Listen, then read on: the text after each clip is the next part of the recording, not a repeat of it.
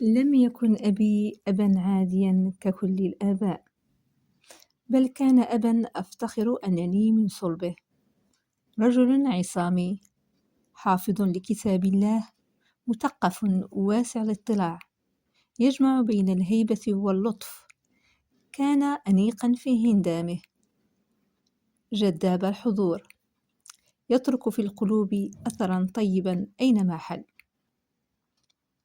وفي بيتنا كان أبًا في قمة الرقي والاحترام، يتعامل معنا وكأنه درس علم النفس، يفهم شخصية كل واحد منا ويمنحه المساحة التي تناسبه. لم يكن متسلطا ولا مستبدا، بل كان يمنحنا حرية إبداء الرأي والمعارضة دون خوف. لم أره يوما ينتقص منا أو يبخس قدرتنا، بل كان يرفعنا دائما بالكلمة الطيبة والثقة. وكانت معاملته لوالدتي مثالا للمودة والرحمة، علاقة مليئة بالحب والاحترام، حتى جعلني أتمنى أن يكون زوجي في المستقبل متصفا بصفات أبي.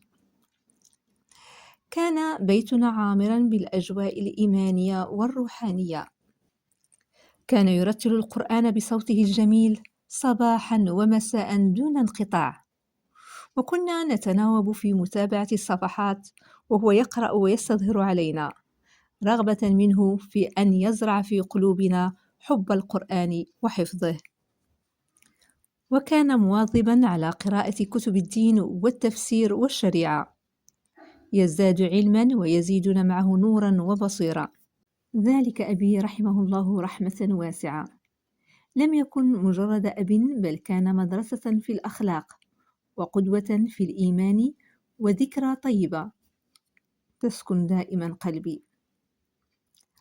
أسأل الله أن يجعل القرآن الذي عاش معه شفيعا له، وأن يجمعني به في جنات النعيم.